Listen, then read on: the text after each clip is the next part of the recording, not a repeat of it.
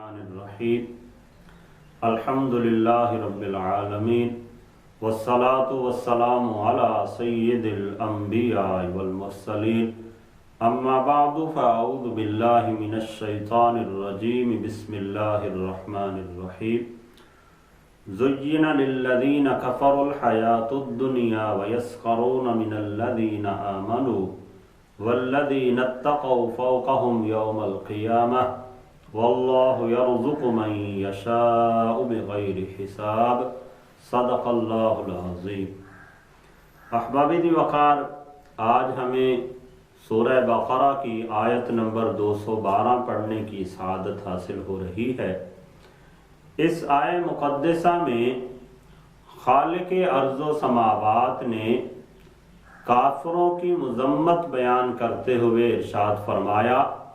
کہ ان کے لیے دنیا کی زندگی کو مزین کر دیا گیا، دنیا کی زندگی میں انہیں بے پناہ مال و دولت سے نواز دیا گیا، جس کی بنا پہ وہ مومنوں کے ساتھ مسخرے کرتے ہیں، مومنوں کا مذاق اڑاتے ہیں۔ تو اللہ جل شانہ نے اسے بیان کرتے ہوئے ارشاد فرمایا زُيِّنَ لِلَّذِينَ كَفَرُوا الْحَيَاةُ الدُّنْيَا وَيَسْخَرُونَ مِنَ الَّذِينَ آمَنُوا، کافروں کی نگاہ میں دنیا کی زندگی آراستہ کی گئی اور مسلمانوں سے ہنستے ہیں، یعنی وہ مسلمانوں سے دنیا کے مال و دولت کی بنا پر مزاح کرتے ہیں، مسخرے کرتے ہیں۔ اللہ جل شانہ نے اسے بیان فرمایا والذین اتقوا فوقهم یوم القیامہ، فرمایا کہ مومنوں میں سے وہ لوگ جو پرہیزگار ہیں، جو تقوی اختیار کرنے والے ہیں، یہ قیامت والے دن ان دنیا کی زندگی کے کافروں سے بلند و بالا ہوں گے، ان سے بلندی پر ہوں گے۔ واللہ یرزق من یشاء بغیر حساب، اور اللہ تعالیٰ جسے چاہے بغیر حساب کے رزق عطا فرما دیتا ہے۔ تو گویا کہ رب تعالیٰ نے یہاں پہ کافروں کی مذمت بیان فرمائی۔ اس آیہ مقدسہ کے شان نزول کے حوالے سے مفسرین کرام نے مختلف روایات نقل کی۔ ان میں سے ایک بات یہ بھی بیان فرمائی کہ جب مسلمان جنہوں نے اسلام کی دولت کو قبول کیا تو ابتدائے زمانہ میں اسلام قبول کرنے سے پہلے ان کے پاس بڑا مال و دولت تھا۔ بہت سے لوگ ایسے تھے جو بڑے جاگیردار تھے، سرداروں کے اندر ان کا نام لیا جاتا تھا، سرداروں کے اندر وہ شمار ہوتے تھے۔ لیکن جب انہوں نے اسلام قبول کیا، اسلام قبول کرنے کے بعد وہ ہجرت کر کے مدینہ طیبہ کی طرف آئے تو بہت سے مسلمان جو بڑے مال و دولت والے تھے، جاگیردار تھے، ان کی زمینیں تھی، نوکر و چاکر تھے، لیکن وہ سب کچھ وہاں پہ چھوڑ کر مدینہ طیبہ میں بے سر و سامانی کے عالم میں آ گئے، اور وہاں پہ آ کر اس طرح کے حالات ہوئے کہ بعض اوقات کھانے پینے کی اشیاء نہیں ہوتی تھی، لباس پر، بدن پر پہننے کے لیے لباس نہیں ہوتا تھا۔ تو اس اعتبار سے یہود و نصارہ مومنوں پر طعن کرتے تھے، ان سے مزاح کرتے تھے، ان کے بارے میں کہتے تھے کہ نعوذ باللہ من ذالک، یہ مومن کیسے نالائق ہیں کہ ان کے پاس اتنا مال و دولت تھا اور انہوں نے اس مال و دولت کو لات ماری اور آ کر فقیری کے اندر اور بے سر و سامانی کے اندر زندگی گزارنا شروع کر دی۔ اس بنا پر وہ یہود و نصارہ مسلمانوں پر مزاح کرتے تھے۔ تو رب تعالیٰ نے ان کی مذمت کے لیے یہ آیہ مقدسہ نازل فرما دی۔ ارشاد فرمایا زُيِّنَ لِلَّذِينَ كَفَرُوا الْحَيَاةُ الدُّنْيَا وَيَسْخَرُونَ مِنَ الَّذِينَ آمَنُوا، فرمایا اللہ نے دنیا کی زندگی کو کافروں کے لیے آراستہ فرما دیا، جس کی بنا پر وہ مسلمانوں کے ساتھ مزاح کرتے۔ یہ دنیا کی زندگی کافروں کے لیے اسے جنت بنا دیا گیا۔ حضور کی حدیث مبارکہ بھی ہے کہ دنیا کافروں کے لیے جنت کی مانند ہے اور مومنوں کے لیے یہ قید خانے کی طرح ہے۔ اسی طرح حضور کی ایک یہ بھی حدیث مبارکہ ہے جس کا مفہوم یہ ہے کہ نبی علیہ السلام نے ارشاد فرمایا کہ اگر اللہ کی بارگاہ میں دنیا کے مال کی حیثیت ایک مکھی کے پر کے برابر بھی ہوتی تو رب تعالیٰ اس میں سے کافروں کو کچھ بھی عطا نہ فرماتا۔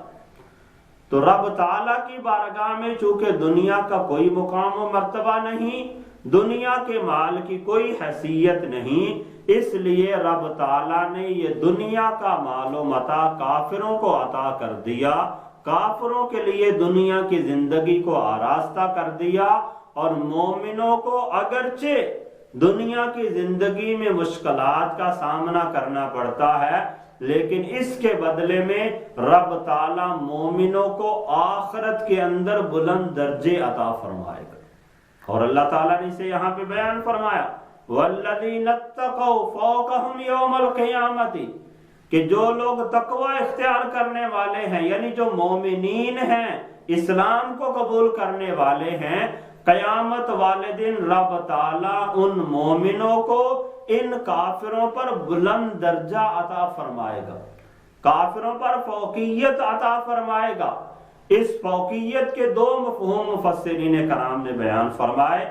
ایک مفہوم تو یہ کہ جہنم نیچے ہے اور جنت اس کے اوپر ہے، تو رب تعالیٰ کافروں کو جہنم عطا فرمائے گا اور مومنوں کو رب تعالیٰ جنت میں ٹھکانہ عطا فرمائے گا۔ تو اس اعتبار سے فرمایا وَالَّذِينَ اتَّقَوْا فَوْقَهُمْ يَوْمَ الْقِيَامَةِ کہ جو مومنین ہیں، تقوی اختیار کرنے والے ہیں، وہ ان کافروں پر قیامت والے دن فوقیت پا جائیں گے، ان سے بلند درجے پہ فائز ہوں گے، یعنی یہ کافر نچلے درجے میں جہنم میں ہوں گے اور مومنین اوپر والے درجے میں جنت کے اندر ہوں گے۔ اور دوسرا مفہوم اس کا مفسرین کرام نے یہ بھی بیان کیا کہ یہ دنیا کی زندگی کے اندر کافر مسلمانوں کو مزاح کرتے ہیں، قیامت والے دن جب رب تعالیٰ مومنین کو عظمت و شان عطا فرمائے گا، عظیم نعمتیں عطا فرمائے گا، تو اس وقت مومن یہ کافروں کو طعن و تشنیع کریں گے، کافروں کے ساتھ مزاح کریں گے، تو اس اعتبار سے مومنین کافروں پر فوقیت پا جائیں گے۔ تو اس لیے احباب دی وقار دنیا کی جو زندگی ہے، دنیا کا جو مال و متاع ہے، اللہ کی بارگاہ میں اس کی کوئی اہمیت نہیں ہے۔ اصل اہمیت آخرت کے مال کی ہے، جنت کی ہے، جس کے بارے میں نبی علیہ السلام نے ارشاد فرمایا کہ اگر کسی بندے کو جنت کے اندر ایک کوڑا رکھنے کی جگہ بھی میسر آ گئی تو حضور نے ارشاد فرمایا یہ دنیا وما فیہا سے زیادہ بہتر ہے کہ کسی کو جنت کے اندر ایک کوڑا رکھنے کے برابر بھی جگہ مل گئی اور اس کے مقابلے میں دوسرے بندے کو دنیا اور اس کا سارا ساز و سامان دے دیا جائے، تو جسے جنت میں ایک کوڑا رکھنے کے برابر بھی جگہ مل گئی، اس کا مقام و مرتبہ، اس کی عظمت و شان دنیا کے مال والے سے زیادہ ہے۔ پھر ارشاد فرمایا واللہ یرزق من یشاء بغیر حساب، اللہ تعالیٰ جسے چاہتا ہے بغیر حساب کے رزق عطا فرما دیتا ہے۔ تو یہ رب تعالیٰ کی عطا ہے دنیا کی زندگی کے اندر۔ کافروں کے لیے تو دنیا کی زندگی کی اہمیت ہے، کافروں کی نگاہ میں تو دنیا کو بڑا آراستہ کر دیا گیا، لیکن جو مومنین ہیں ان کی نظر میں دنیا کی کوئی اہمیت نہیں، وہ اپنی آخرت کو ترجیح دیتے ہیں۔ کافر دنیا کے مال پہ فریفتہ ہوتے ہیں، جبکہ مومنین آخرت کے درجات کے لیے کوشش کرتے ہیں۔ یہی وجہ تھی کہ حضرت علی رضی اللہ تعالی عنہ کی طرف منسوب ایک شعر ہے کہ حضرت علی رضی اللہ تعالی عنہ یہ بیان فرمایا کرتے تھے رضینا فی قسمت جبار فینا لنا العلم وللجہال مال، فرمایا کہ ہم اپنے پروردگار کی تقسیم پہ راضی ہیں کہ رب تعالیٰ نے ہمیں علم عطا فرما دیا اور اللہ تعالیٰ نے جاہلوں کو مال عطا فرما دیا۔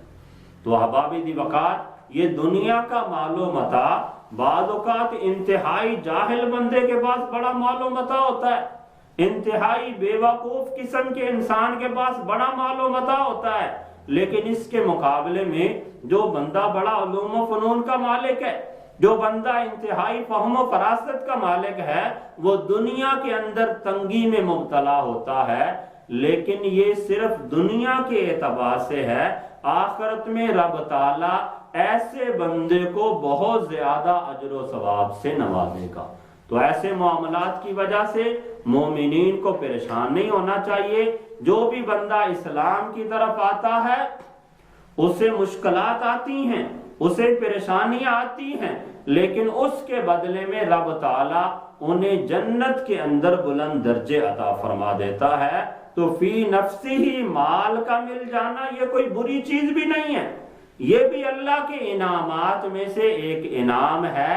لیکن ایسا مال کہ جس کی وجہ سے بندے کے دل میں تکبر پیدا ہو جائے، ایسا مال کہ جس کی وجہ سے بندہ غریبوں محتاجوں کو ادنا اور حقیر سمجھنا شروع کر دے، اور ایسا مال کہ جس کے ملنے کی وجہ سے بندہ اس پہ سانپ بن کے بیٹھ جائے، غریبوں محتاجوں کا حق اس میں سے ادا نہ کرے، وہ مال بندے کے لیے وبال جان بن جاتا ہے، اور وہ مال کافروں کے درجے میں بندے کو لے جاتا ہے۔ لیکن اگر بندے کے پاس مال ہو اور اس مال میں سے بندہ اللہ کی راہ میں خرچ بھی کرے،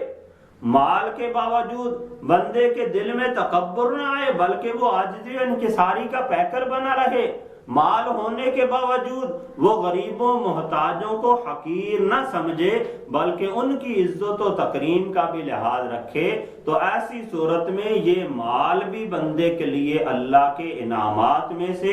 ایک انعام ہے کہ مال کی وجہ سے وہ اچھی زندگی بھی گزارے گا، اور اس مال کو اللہ کی راہ میں خرچ کرنے کی وجہ سے